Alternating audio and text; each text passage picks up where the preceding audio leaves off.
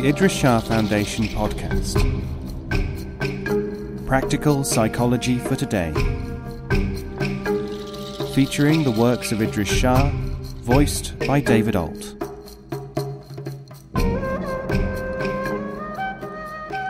Welcome to the Idries Shah Foundation podcast.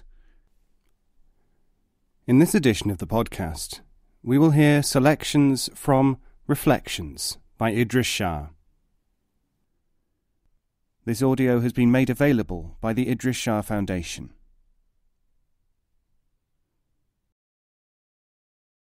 What goes on inside? When people say, "I dislike your opinions, but I believe that you should have the chance of expressing them," always beware. Decades of observation, dealing with actual cases, has shown me that such people are, much more often than not, really saying, "I'm going to say that this person has the rights I have stated. I might one day get around to trying to live up to this sentiment. But meanwhile I will use other means to combat his opinions, starting with making myself immune from them." Make a sustained study of reputedly fair-minded people before you accept their objectivity. Study their actions and what they say to others, as well as what they would like to think they say to everyone. Perception and objective truth. Suppose almost no human being could tell hot from cold. People would then not be able to make use of heat or cold. They would be at its mercy. They would find that water sometimes scalded them, sometimes was nice and drinkable. Why this should be and how they could avoid dangerous water and select good water might become a ceaseless search. While they were searching, the behavior of water, and a good many other things, would make no sense, would seem to be motivated by some capricious fate. They would become superstitious about it. They would be attracted to anyone who could tell them something about it, or who seemed able to do so. The fact would be, however, that they lacked an organ of perception, nerves which could signal to them when there was heat and when cold. They would be likely to be in such a permanent state that they would actually conflict with anyone who told them this, though, because it would seem so trite. It would also seem patronizing, and, alternating with their credulity towards teachers of the heat-cold problem, would be a demand to be shown evidences indicating what was going on. Some might say, as we do, that the first necessity is to develop the perceptive organ, and that any argument which was left could come later. But the vicious circle would still be there. Tell me now, demonstrate it now. Again, since the organ of touch involved in distinguishing heat from cold is specific, and cannot easily be described even to someone who has other senses, a lot of time and effort is wasted. People think that they can be told what touch is like. When it comes down to it, they can only experience it. Speech merely provides the aid to training touch.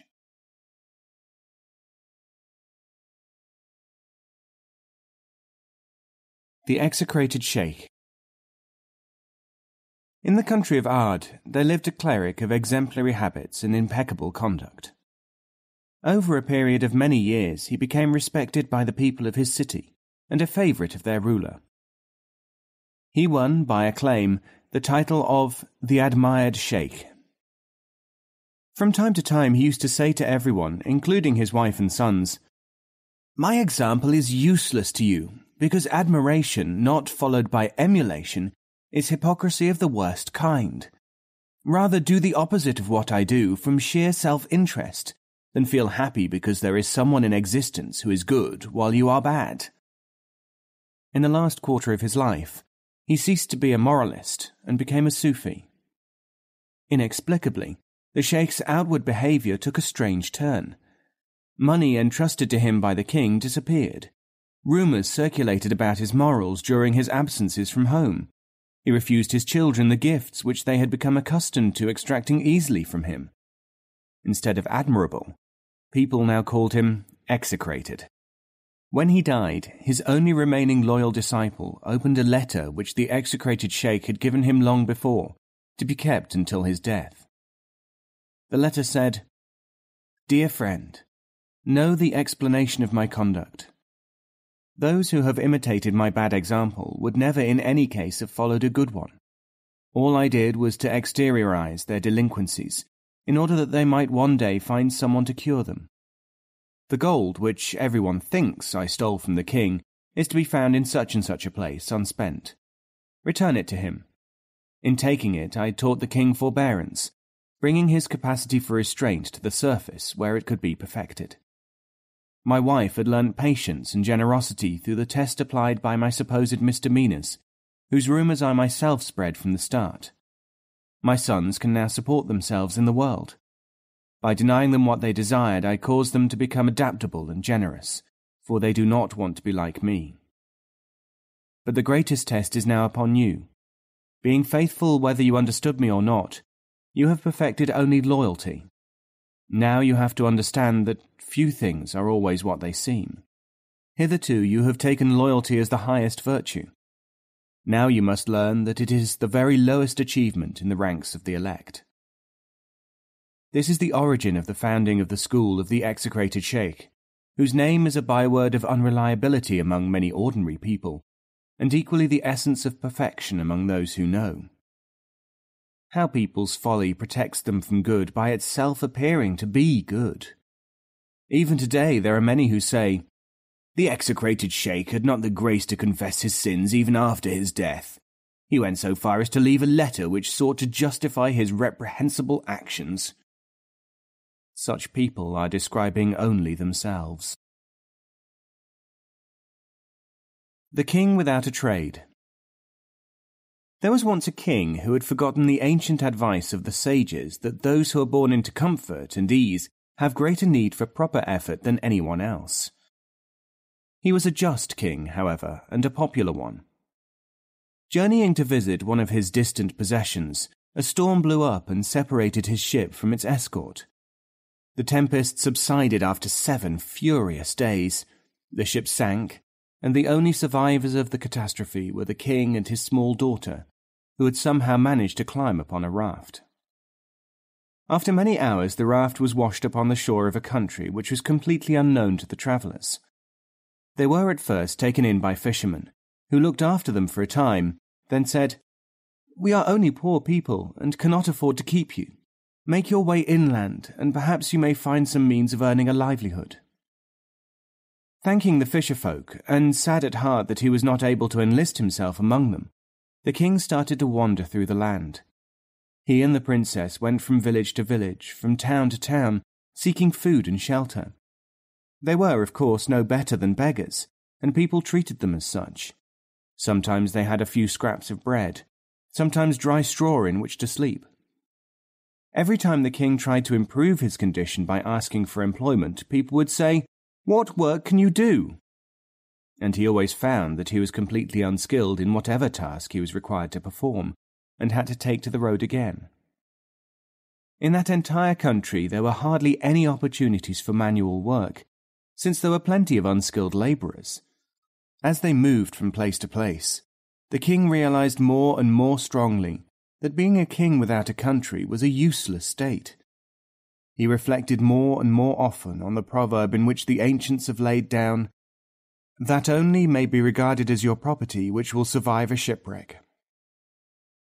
After years of this miserable and futureless existence, the pair found themselves, for the first time, at a farm where the owner was looking for someone to tend his sheep. He saw the king and the princess and said, "Are you penniless?" They said that they were. "Do you know how to herd sheep?" asked the farmer. "No," said the king. "At least you are honest," said the farmer, "and so I will give you a chance to earn a living." He sent them out with some sheep, and they soon learned that all they had to do was to protect them against wolves and keep them from straying. The king and the princess were given a cottage, and as the years passed the king regained some of his dignity, though not his happiness, and the princess blossomed into a young woman of fairy-like beauty. As they only earned enough to keep themselves alive, the two were unable even to plan to return to their own country. It so happened that one day the sultan of that country was out hunting when he saw the maiden and fell in love with her. he sent his representative to ask her father whether he would give her in marriage to the Sultan. "Ho, peasant," said the courtier who had been sent to see him. "The Sultan, my lord and master, asks for the hand of your daughter in marriage." "What is his skill, and what is his work, and how can he earn a living?" asked the former king. "Dolt! You peasants are all alike," shouted the grandee. "Do you not understand that a king does not need to have work, that his skill is in managing kingdoms, that you have been singled out for an honour such as is ordinarily beyond any possible expectation of commoners?" "All I know," said the shepherd king, "is that unless your master, sultan or no sultan, can earn his living, he is no husband for my daughter, and I know a thing or two about the value of skills." The courtier went back to his royal master and told him what the stupid peasant had said, adding, "We must not be hard on these people, sire, for they know nothing of the occupations of kings." The Sultan, however, when he had recovered from his surprise, said, "I am desperately in love with this shepherd's daughter, and I therefore am prepared to do whatever her father may direct in order to win her." So he left the empire in the hands of a regent, and apprenticed himself to a carpet weaver. After a year or so, he had mastered the art of simple carpet making. Taking some of his own handiwork to the shepherd king's hut, he presented it to him and said, "I am the Sultan of this country, desirous of marrying your daughter if she will have me. Having received your message that you require a future son-in-law to possess useful skills, I have studied weaving, and these are examples of my work." "How long did it take you to make this rug?" asked the shepherd king. "In 3 weeks," said the Sultan. "And, when sold, how long could you live on its profit?" asked the shepherd king. 3 months, answered the Sultan. "You may marry my daughter if she will accept you," said the father. The Sultan was overjoyed, and his happiness was complete when the princess agreed to marry him. "Your father, though he may only be a peasant, is a wise and shrewd man," he told her. "A peasant may be as clever as a sultan," said the princess, "but a king, if he has had the necessary experiences, may be as wise as the shrewdest peasant." The Sultan and the princess were duly married, and the king, borrowing some money from his new son-in-law, was able to return to his own country, where he became known for evermore as the benign and sagacious monarch who never tired of encouraging each and every one of his subjects to learn a useful trade. The Wise Man and the Critics. A certain wise man accepted an invitation to visit a town whose citizens professed themselves interested in his teaching. He went there accompanied by a small group of his disciples. The sage gave a short address. Some of the people said, "We do not want a teacher, we want to know how we can find our own way." The sage told a fable. Some of the people said, "We do not want to hear old stories, we want guidance." The teacher spoke again on some subject. Some of the people said, "This is not what we expected to hear." The teacher made a few remarks. Some of the people said, "We do not understand how this speech accords with the authoritative books."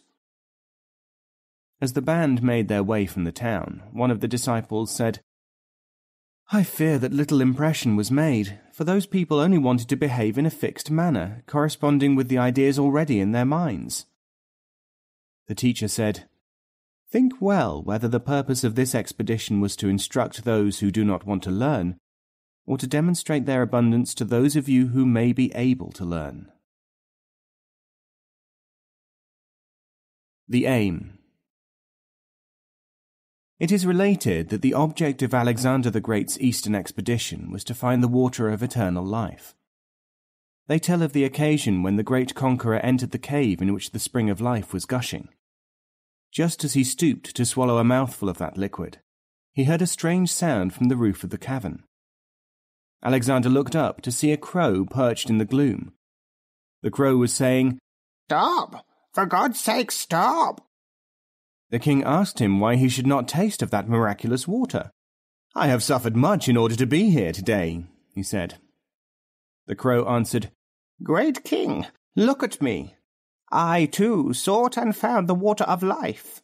As soon as I saw it, I ran to the spring and drank my fill. Now, 1,000 years later, without the sight of even half an eye, with my beak broken and my claws fallen off, not a feather left, all I ask is that which is impossible. I want to die, and I cannot. Conscious that the aim must be formulated in accordance with knowledge and not just desire, Alexander the Great stood up and hastened away.